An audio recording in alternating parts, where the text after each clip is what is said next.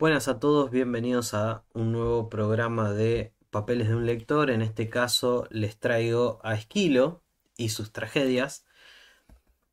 Me parece interesante señalar primero que no soy una persona formada en filología y que mi gusto por el teatro griego antiguo viene de haber transitado durante 2 años la materia lenguas clásicas en el profesorado de literatura. Y es por eso que básicamente me gusta. Pero seguramente una persona que sepa griego antiguo va a poder dar una visión mucho más rica y mucho más completa de este trágico griego. Ahora bien, Esquilo nace en el 525 a.C. en la ciudad de Eleusis. La ciudad de Eleusis en la antigua Grecia era una ciudad en la cual se encontraban los famosos misterios de Eleusis, una especie de culto religioso bastante exclusivo, al cual se accedía a través de unos ritos de iniciación y formaba una especie de sociedad secreta o semisecreta. Se dice que Esquilo participó de la iniciación en lo que son los misterios de Eleusis y hay una especie de leyenda que cuenta que en realidad su partida de Grecia a Sicilia, que es donde va a morir, se debe o está relacionada con el hecho de haber develado alguno de los misterios de esa sociedad religiosa secreta. Ahora bien, él muere en Gela, Sicilia, de una manera bastante curiosa también y hasta graciosa, digamos. Se dice que un águila eh, confundió su cabeza calva desde el cielo con una roca y le arrojó una tortuga para que el caparazón de la tortuga se parta contra la roca. Solo que la roca era su cabeza y bueno, lo mató, básicamente. En fin, eh, Esquilo fue testigo de las reformas democráticas de Clístenes, es decir, que él está situado justo en la transición entre una era, que era una era marcada por gobiernos de corte oligárquico, y lo que nosotros conocemos hoy como la democracia ateniense. Y en el año 490 a.C. él participó como soldado en la batalla de Maratón. Lo interesante es que se dice que también participó en las otras dos batallas, en la de Salamina en el 480 a.C., es decir, 10 años después, y se dice que un año después también estuvo en la que fue la derrota final, digamos, de los persas en terreno griego en la batalla de Platea. Ahora bien, la tragedia, su primera tragedia, es una tragedia ganadora. Fue llamada Los Persas. Narra precisamente los hechos posteriores a la batalla de Maratón. Y fue solventada por el famoso gobernante de Atenas, Pericles. Su epitafio, el epitafio de Esquilo, no contiene ninguna referencia a todo su trabajo como poeta, sino que simplemente habla de lo que fue su valentía en la batalla de Maratón. Ahora bien, de Esquilo no sobrevivió toda su obra, de hecho tenemos muy poco que ha llegado hasta nuestros tiempos de él completo. Concretamente se trata de una serie de 7 tragedias, de las cuales hay una, que es la última, Prometeo encadenado, que se dice que podría haber sido apócrifa. Verdaderamente yo busqué información sobre esto y no he encontrado estudios serios. He encontrado muchos resúmenes de estudiantes y una curiosa cita de Wikipedia que no tiene ninguna fuente. Pero hay como un consenso de que la última de sus tragedias, Prometeo encadenado, en realidad podría tratarse de una tragedia apócrifa o una tragedia que fue escrita en realidad por otra persona mucho tiempo después. En fin, entre las tragedias que sobrevivieron, acá las tenemos en pantalla ordenadas cronológicamente. Se trata de los persas en el 472 a.C., los siete contra Tebas, las suplicantes, Agamenón, las coéforas, las Euménides y bueno, el ya mencionado Prometeo encadenado. Ahora bien, ¿por qué se conservan estas tragedias? Porque la mayoría de ellas fueron tragedias ganadoras de certámenes. Para esto tenemos que entender cómo funcionaba el teatro griego. En la antigüedad, en el teatro de los griegos, generalmente lo que sucedía era que el teatro tenía una función pedagógica. Es decir, por un lado educaba a los ciudadanos de Atenas en lo que era el buen gobierno, las virtudes, las buenas costumbres, y por el otro lado también advertía sobre los peligros de desoír las leyes, de desoír las responsabilidades para con los dioses. Es decir, que era una función que te educaba como ciudadano dentro de una cierta religión, dentro de una cierta ciudad, dentro de una cierta sociedad.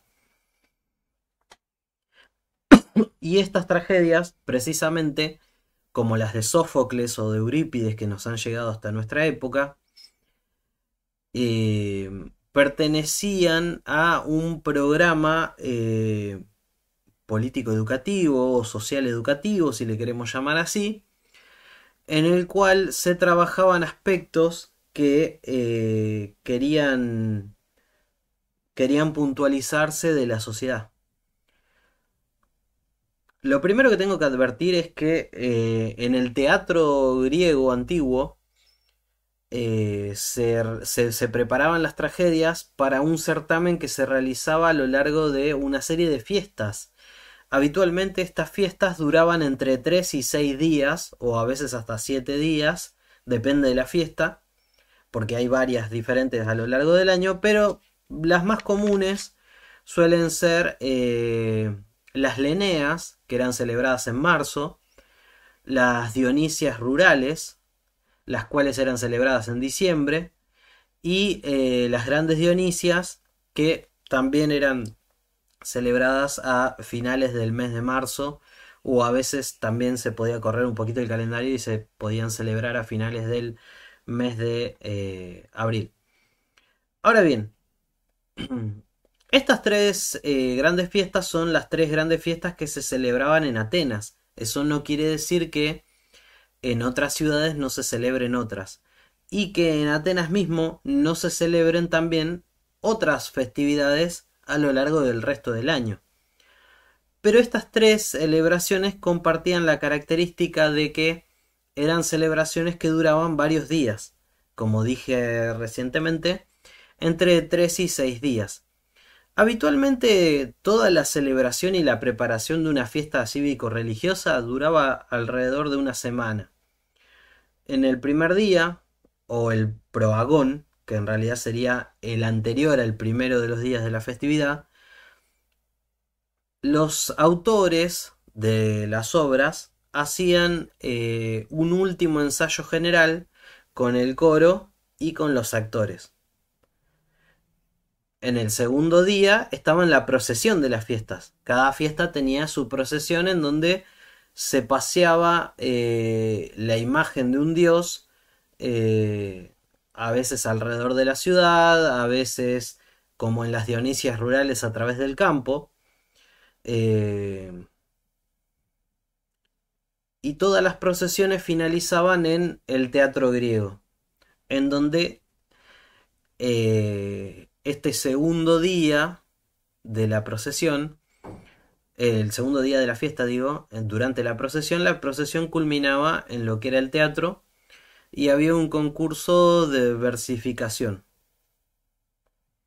El tercer día era el día presentado para las comedias, es decir, cada autor podía presentar una comedia, y nada más que una comedia.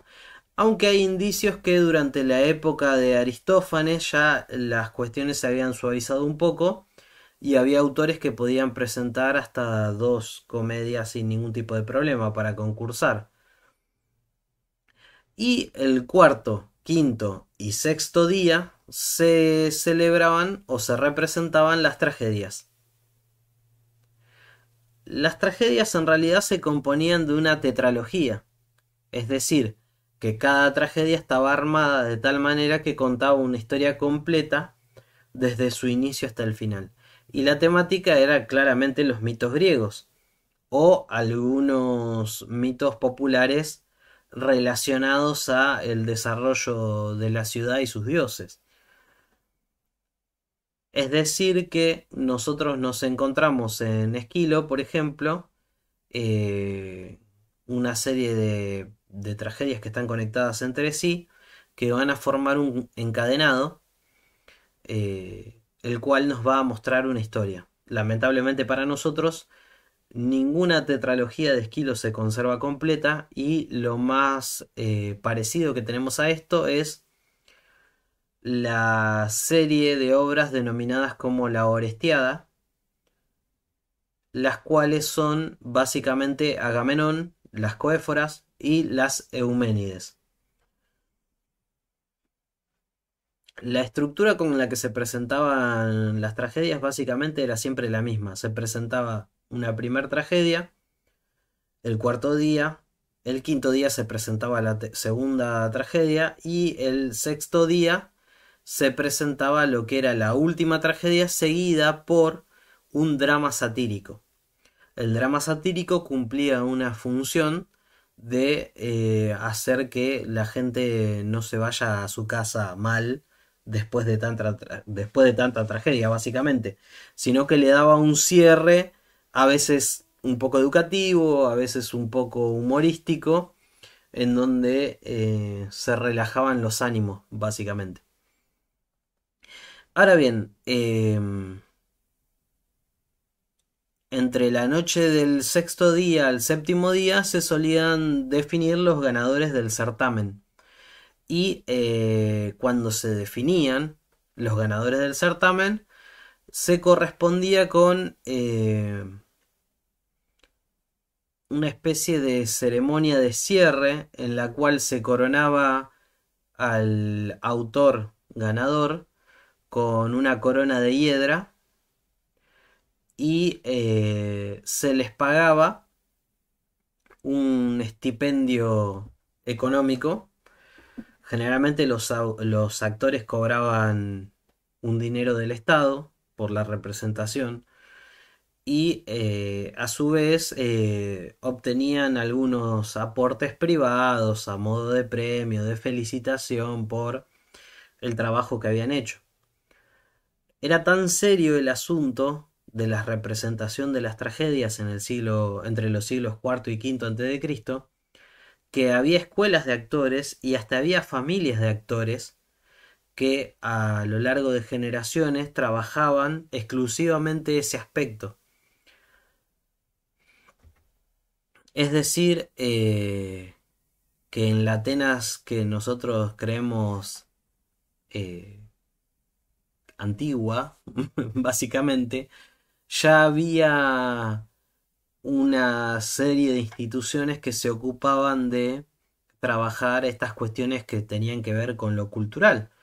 Incluso los actores eran pagados, o sea, su sueldo era pagado por el Estado ateniense, obviamente. Y a su vez había toda una serie de gastos que eran unos gastos que corrían por cuenta de algunos acaudalados, eh, algunos personajes acaudalados de la ciudad. Por ejemplo, señalé recién que Pericles había bancado la representación de los persas. Es decir, que él había pagado de su propio bolsillo las máscaras, lo que eran los ropajes de los actores, el alojamiento de esos actores, porque a veces venían de otras ciudades a trabajar a Atenas en una presentación que duraba, habitualmente trabajaban todo un año para presentarlo en la fiesta, digamos, o sea, era todo un año de trabajo en el cual se alojaban en donde estos sponsors privados les daban para que vivan, y además también comían y tomaban y ocupaban gasto, digamos, de estos aportantes privados que actuaban como una serie de mecenas. Pero no lo hacían por el arte, sino que lo hacían en concepto de liturgia. Es decir, que si Pericles, por ejemplo, les pagaba lo que era la comida, el alojamiento, las máscaras y la ropa a toda una serie de actores que eran los que iban a representar el coro y los actores propiamente dichos de los persas, es porque él estaba cumpliendo una función o parte de su función religiosa dentro de esa festividad, la cual la cumplía así, aportando, digamos, básicamente. Pericles tenía una noción de que el teatro cumplía una función de educación popular, digamos. Y es por eso que muchas de las tragedias griegas reflexionan sobre algunos problemas que tienen que ver con el poder, el saber, el ejercicio de ese poder, etcétera. En fin, el teatro organizaba básicamente la vida social y habitualmente trataba temas que los atenienses ya conocían. Es decir, no iban al teatro a ver algo novedoso en concepto de argumento. Ellos ya conocían la historia de Edipo, por ejemplo, la historia de Antígona, la historia de Layo, la historia no sé, vamos a ponerlo así, el ciclo tebano, el ciclo troyano. Ellos ya lo conocían a eso. Lo que iban a ver era precisamente qué tratamiento se le daba al mito, qué vuelta de tuerca se le daba al mito para poder aprender algo nuevo de eso, qué aspecto se iluminaba de eso, porque eso formaba parte de la educación pública, digamos, en Atenas. En fin,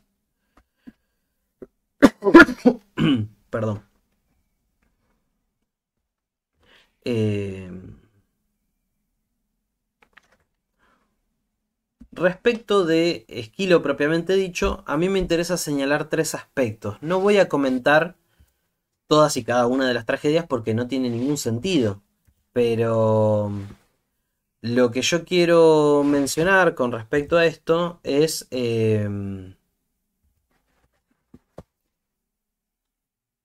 una serie de cuestiones puntuales. Por ejemplo, la de su primer tragedia ganadora, que es los persas. Nosotros sabemos que de los persas se ha perdido todo. Lo único que sabemos es que los persas era la segunda de las tragedias que se presentaban eh, para concursar, básicamente. Es decir, que hemos perdido la tetralogía completa. Menos esa parte. Los persas tratan una cuestión muy importante que es la cuestión de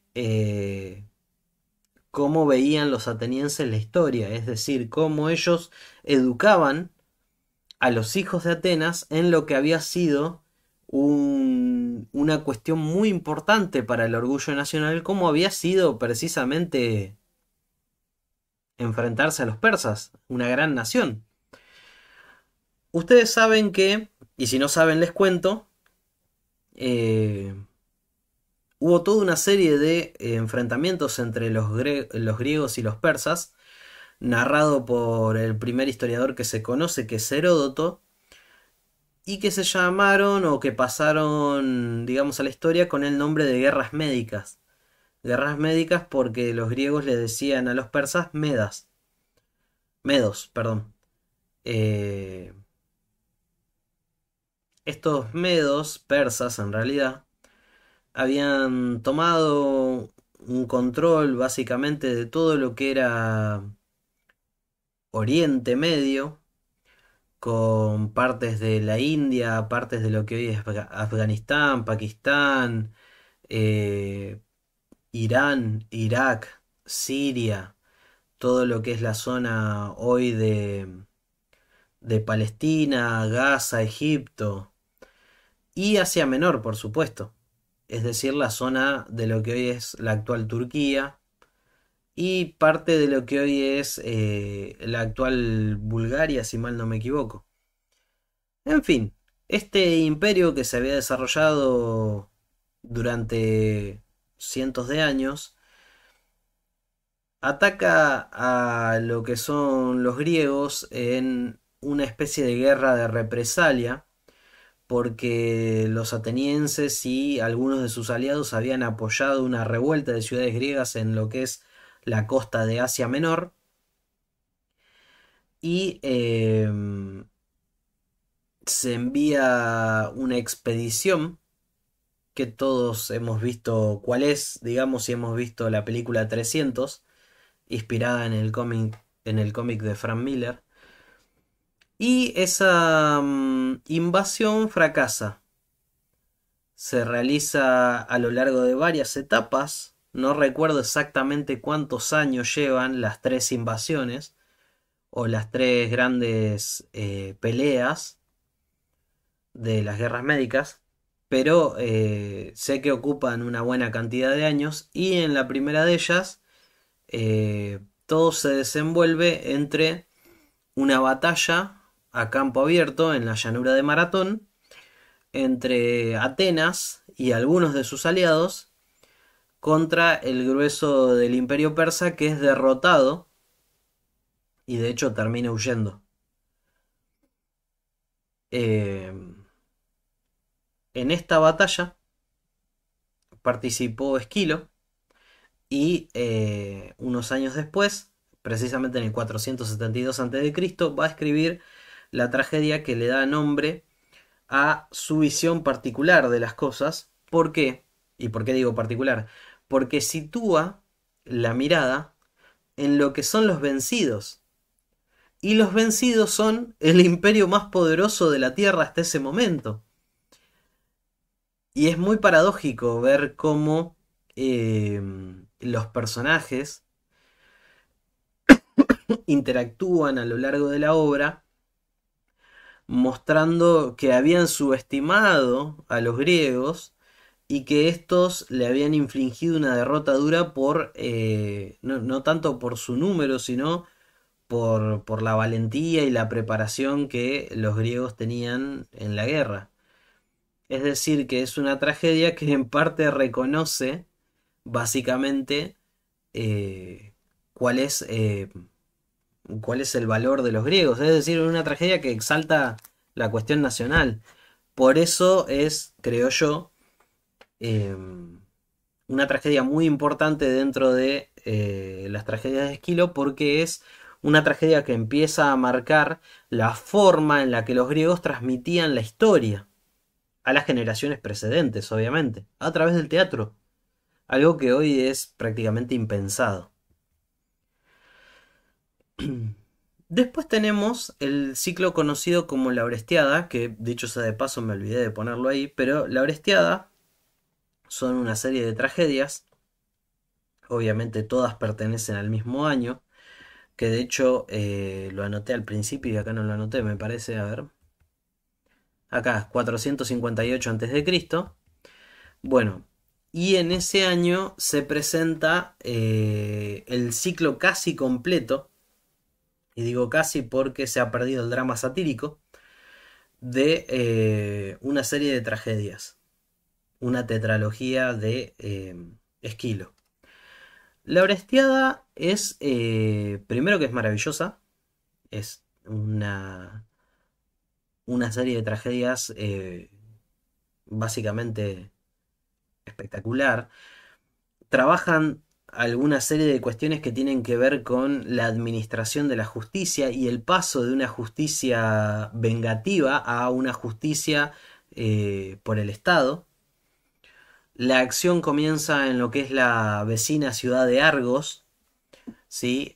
Con Agamenón volviendo de la guerra de Troya y trayendo a Casandra, sacerdotisa de Apolo, como premio de la guerra.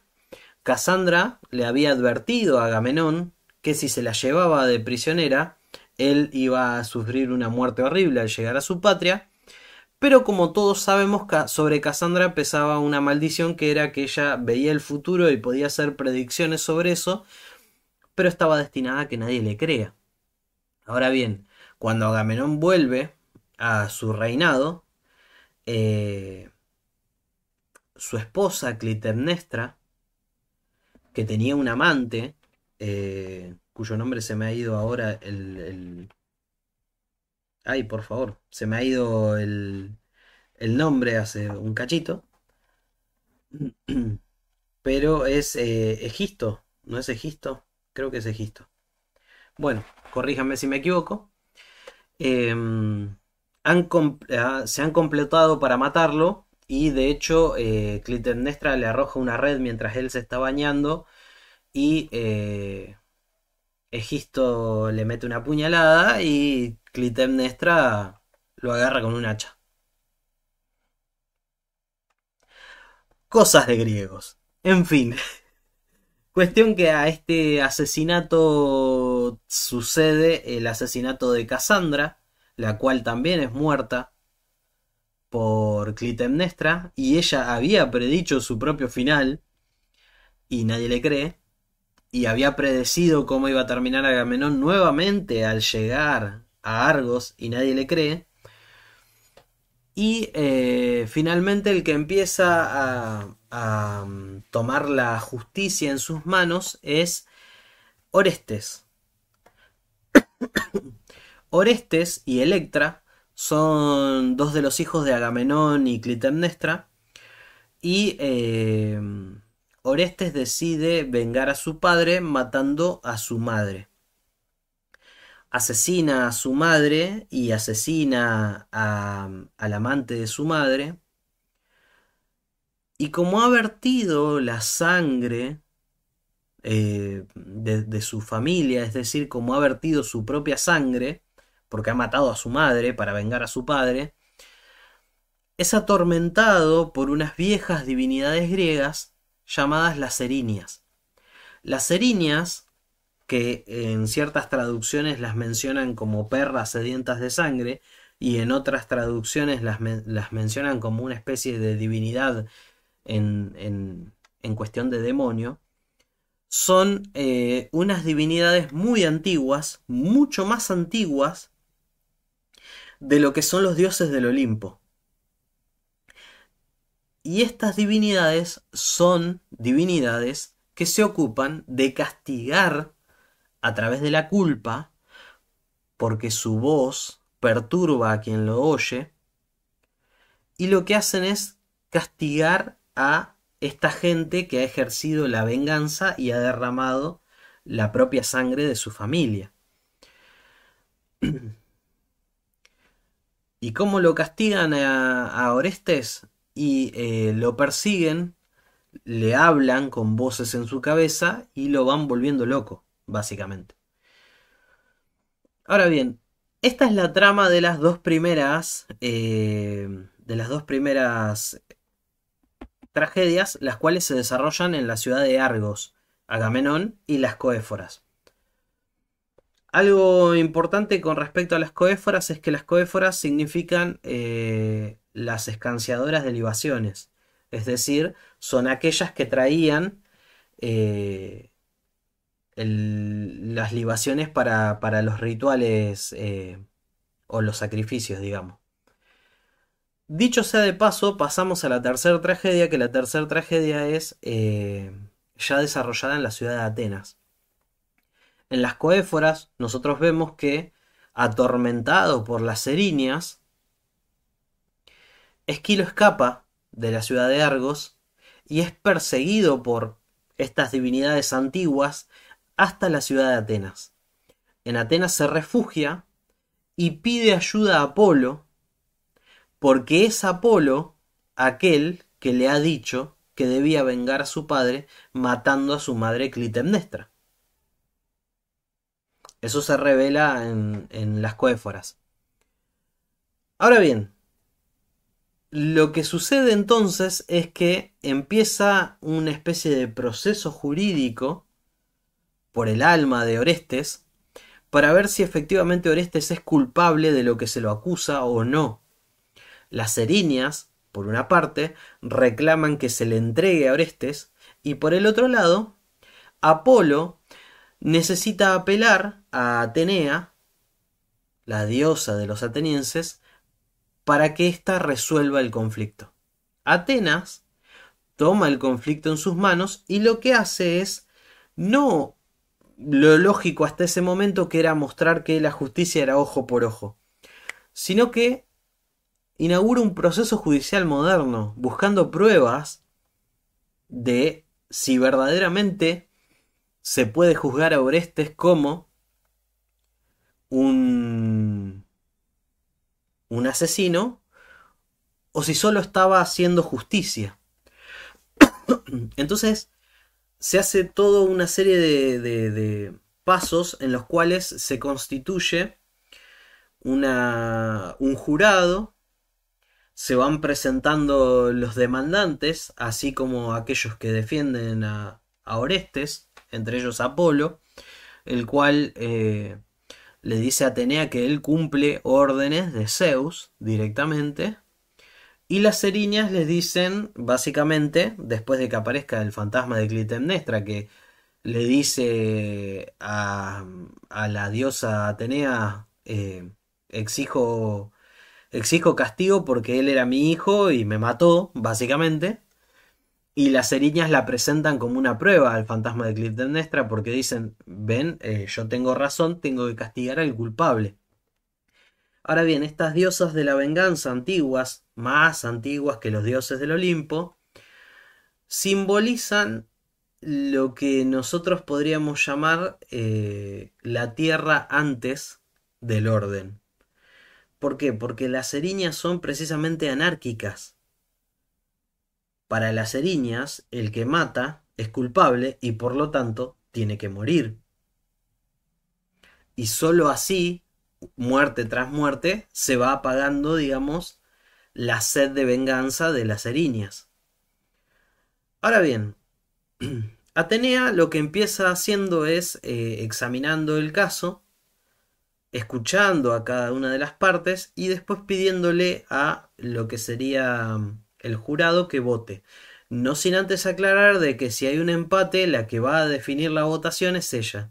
El jurado vota, empatan y la que define es Atenea, la cual elige que Orestes es inocente y a cambio las eriñas que habían sido insultadas y que estaban muy molestas por el resultado del juicio, les ofrece transformarse en divinidades benefactoras.